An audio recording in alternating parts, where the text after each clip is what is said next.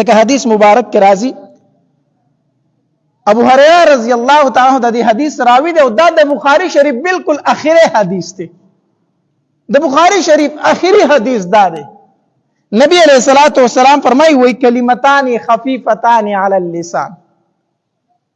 کلمتان دو کلمې دي صرف دو کلمې خفیفتان علی اللسان په جبه باندې ډېر سپکې دي ولی اسانه کلمې دي ګران دي نه اسانه کلمې دي په جبه باندې او ثقيلتان فی المیزان او پتل د میزان کې ډېر زیات وزن لري درنی دي کلمې صرف دو کلمې دي په جبه ډېر زیات آسان دي هر انسان ویل شي خو د نیکو پتل کې هغه ډېر زیات وزن لري ډېر درنی کلمې دي او حبیبتان الی الرحمن الله تبارک وتعالى ته ډېر زیات خوخي هم دي ورسمره اسانه خبره ده کلمې سودي دو کلمې دي ګران دي نه ډېرې اسانه کلمې دي نو چې اسانه دي کې دې شي ثواب هم کمی نه پتل د اعمالو کې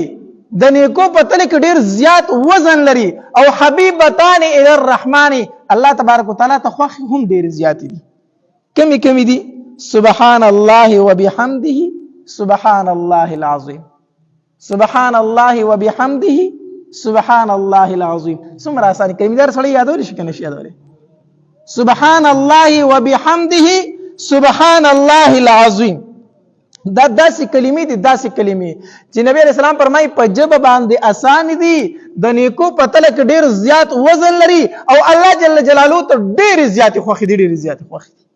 نو دا کلمې بار بار وایي کمی سبحان الله وبحمده سبحان الله العظیم